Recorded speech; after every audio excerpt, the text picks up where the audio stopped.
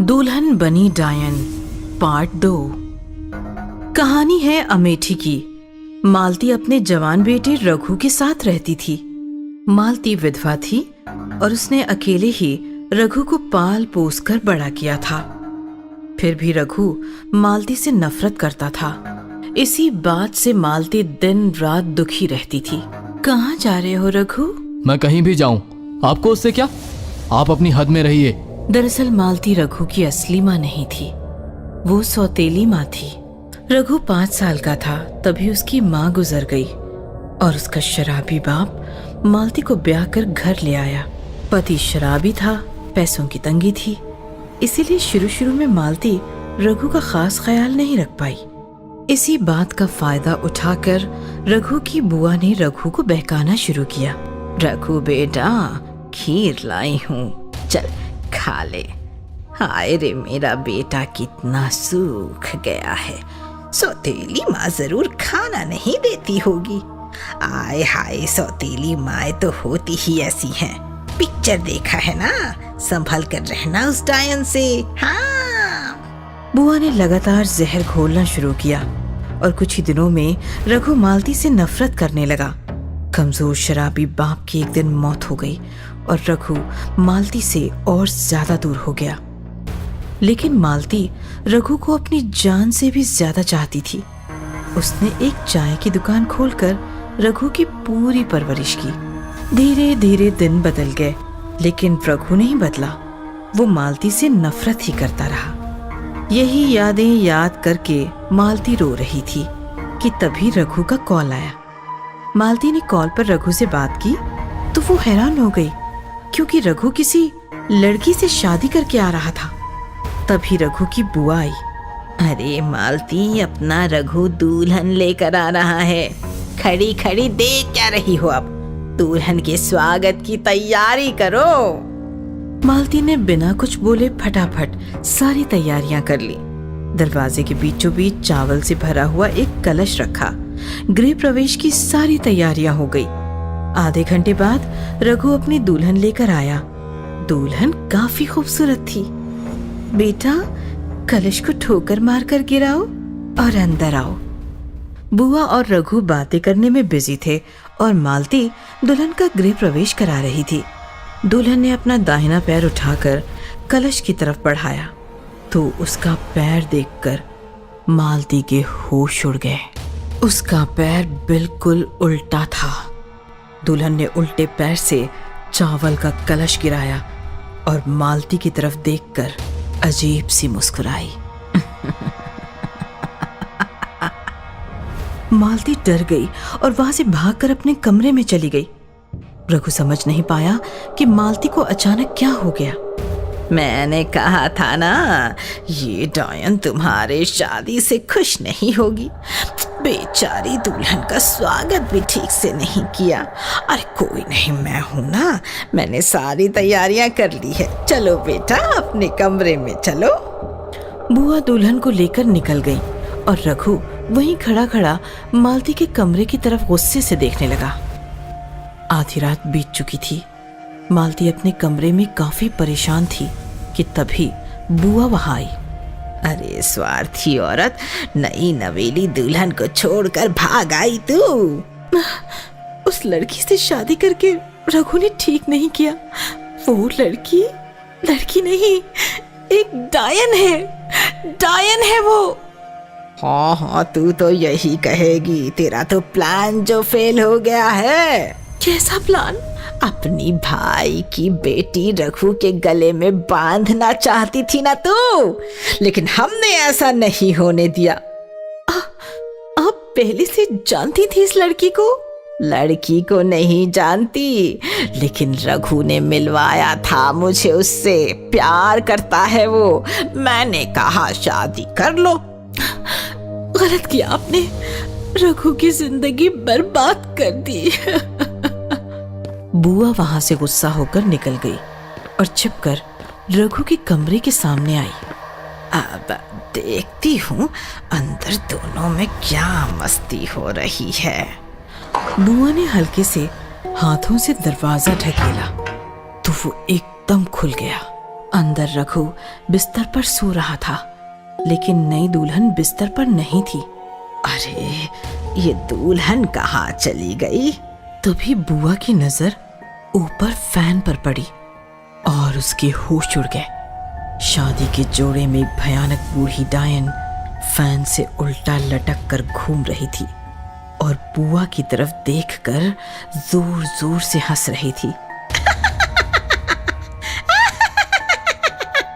नहीं छोड़ूंगी, किसी को नहीं छोड़ूंगी, सबको मार दूंगी। बुआ वहां से भागी और सीधे मालती के कमरे में आई। सच कहा तुमने, अरे वो लड़की एक भयानक डायन है। मैंने तो उसके उल्टे पैर पहले ही देख लिए थे। तो तब कुछ बोला क्यों नहीं तुमने? हे राम, अब क्या होगा? क्या फायदा, मैंने बोला भी होता तो आप लोग मेरा विश्वास नहीं करते। वो सब छोड़ और ये बता कि रघु को कैसे बचाना है। वो डायन रघु को नहीं छोड़ेगी। आप फिक्र मत करो, मैं अभी जिंदा हूँ। चलिए मेरे साथ चलिए। बुआ और मालती भागते हुए रघु के कमरे में गए तो डायन रघु की छाती पर बैठकर उसे नोच रही थी। रघु जोर जोर से चिल्ला रहा था, शादी करोगे, सुहाग रात मनाओगे। अब देखो मैं कैसे तुझे बर्बाद करती हूँ। बुआ बचाओ, मुझे बचाओ बुआ। नजारा काफी भयानक और खतरनाक था। बुआ नजारा देखते ही पीछे हट गई और कमरे का दरवाजा बाहर से बंद करके अपने घर भाग गई। बुआ, बुआ बचाओ। तुम्हारी बुआ तो भाग गई रघु, लेकिन तुम्हारी माँ है अभी। डरो मत रघु। डायन ने रघु को छोड़ दिया और वो उल्टे पैरों से चलते हुए मालती की तरफ बढ़ने लगी। माँ संभालो, वो तुम्हारी तरफ बढ़ रही है। रघु के मुंह से पहली बार माँ सुनकर मालती में जैसे 10 हाथियों की ताकत और बहुत सारी हिम्मत आ गई। डायन ने उसके ऊपर छलांग लगाई और मालती ने बड़ी होशियारी से उसे चकमा देकर अपने आप को बचा लिया और झट से डायन के दोनों पैर पकड़कर उसे उल्टा उठाया। डायन तड़पने लगी, जोर जोर से चिल्लाने लगी, छोड़ो मुझे, मार दूंगी सबको, मार दूंगी। छोड़ो रघु, भाग जाओ रघु, भाग जाओ रघु, छुरी लेकर आओ रघु। नहीं माँ, मैं आपको छोड़कर नहीं जाऊंगा, नहीं। बेटा भाग जाओ, भागो, मैं इसे और ज्यादा नहीं संभाल सकती। डायन की ताकत उसके पैरों में होती है, मैं इसके पैर काटना चाहती हूँ। ये सुनकर डायन और जोर से चिल्लाई, पैर मत काटो मेरे, पैर मत काटो पैर मेरे। रघु समझ गया और बुआ के बाहर से बंद किया हुआ दरवाजा अंदर से तोड़कर एक छुरी लेकर आया। रघु ने झट से डायन के दोनों पैर काट दिए। डायन किसी जानवर की तरह जोर से चिल्लाई और शांत हो गई। डायन मर चुकी थी। मालती ने झट से डायन का शरीर फर्श पर छोड़ दिया। रघु ने झट से अपनी माँ को बाहों में भर लिया और माँ बेटे फूट फूट कर रोने लगे। रघु, रघु।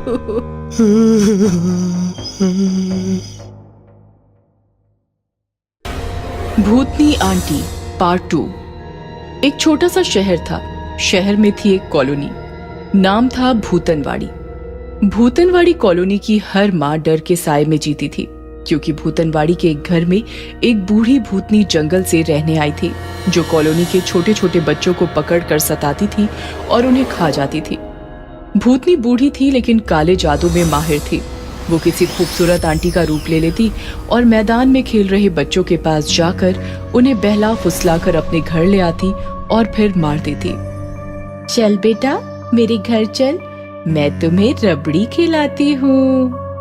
बच्चा भी भूतनी की बातों में आ जाता और आंटी बनी भूतनी की उंगली पकड़कर उसके साथ चलने लगता। अपने घर में कदम रखते ही अचानक भूतनी का रूप बदल जाता और वो अपने असली रूप में आ जाती, जिसे देखकर बच्चा डर जाता। मम्मी बचाओ, छोड़ो मुझे, तुम आंटी नहीं भूतनी हो। भूतनी नहीं, भूतनी आंटी। खाने आया था रबड़ी, खुद खाना बन जाएगा। भूतनी आंटी को पप्पी दे दे बेटा, और कितना चिल्लाएगा। नहीं, मैं तुम्हें पप्पी नहीं दूंगा, तुम बहुत गंदी हो, छोड़ो मुझे मम्मी। भक भक ना कर, मेरा भोजन बन, चल। इस प्रकार भूतनी की काली करतूतों से कॉलोनी में हाहाकार मच गया। लोगों ने बूढ़ी भूतनी के पास जाकर उसे काफी समझाया, लेकिन वो नहीं मानी। फिर लोगों ने तंत्र मंत्र का सहारा लिया, तांत्रिकों को उसके घर के सामने बिठाया, लेकिन दुष्ट भूतनी ने अपनी शक्तियों से तांत्रिकों को भी भगा दिया और वो अपनी मनमानी करती रही।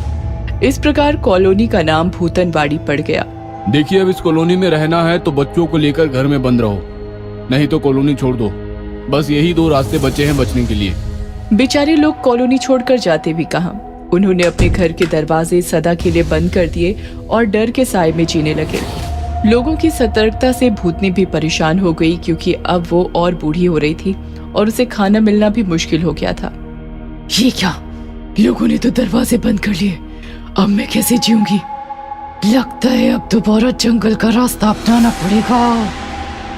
तभी भूतनी ने देखा कि एक औरत अपने गोल मटोल बच्चे के साथ आ रही थी। अरे वाह, लगता है कॉलोनी में नए रहने आए हैं। बच्चा भी एकदम गुब्बारे की तरह फूला हुआ है। इधर सारे घरों के दरवाजे बंद देखकर बच्चा परेशान हो गया। मम्मी, बोलो गोलू। एजेंट कह रहा था अच्छी कॉलोनी है, लेकिन यहाँ तो सारे दरवाजे बंद है, कोई बच्चा नजर नहीं आ रहा। अब मैं खेलूंगा किसके साथ? तभी भूतनी रूप बदलकर उनके सामने पहुंच गई। आपका स्वागत है हमारी कॉलोनी में। ठंड की वजह से लोगों ने दरवाजे बंद कर रखे हैं। अरे वाह, आपका बच्चा तो बिल्कुल मेरे मोलू जैसा है। मेरा मोलू अभी अभी मैदान में खेलने गया है। मैदान का नाम सुनते ही गोलू खुश हो गया। थोड़ी देर बातें करने के बाद गोलू और मम्मी वहां से निकल गए और भूतनी खुश हो गई। आज तो पार्टी करूंगी। थोड़ी देर बाद फुटबॉल हाथ में लेकर गोलू मैदान में पहुंचा तो उसने देखा मैदान में उसकी उम्र का बच्चा खेल रहा था। ये देखकर गोलू खुश हो गया। तुम मोलू हो ना? मेरा नाम गोलू है, मेरे साथ खेलेगा? बिल्कुल खेलूंगा। फिर क्या, काफी देर दोनों खेलते रहे और खेलते खेलते थक गए। सारा पसीना निकल गया, प्यास भी लगी है। तो चलो मेरे घर, पानी पी कर आते हैं। तुम्हारा घर पास में ही है ना? तुम्हारी मम्मी मिली थी हमें, चलो चलते हैं। गोलू मोलू के पीछे चलते चलते उसके घर के सामने आ गया तो भूतनी आंटी बनकर खड़ी थी। आओ बेटा। गोलू मोलू के साथ जैसे ही अंदर गया, घर का दरवाजा अचानक बंद हो गया और मोलू भी गायब हो गया। मोलू, कहाँ हो तुम? घर में आए गोलू, इसलिए भेजा मैंने नकली मोलू। भूतनी का खौफनाक रूप देखकर गोलू कांपने लगा। बचाओ, बचाओ मम्मी। पीने आया था पानी, अब मेरी प्यास मिटाएगा। भूतनी आंटी को पप्पी दे दे बेटा, और कितना चिल्लाएगा। प्लीज मुझे मत मारो, मैं अपनी मम्मी का इकलौता बच्चा हूँ। मम्मी का इकलौता बच्चा?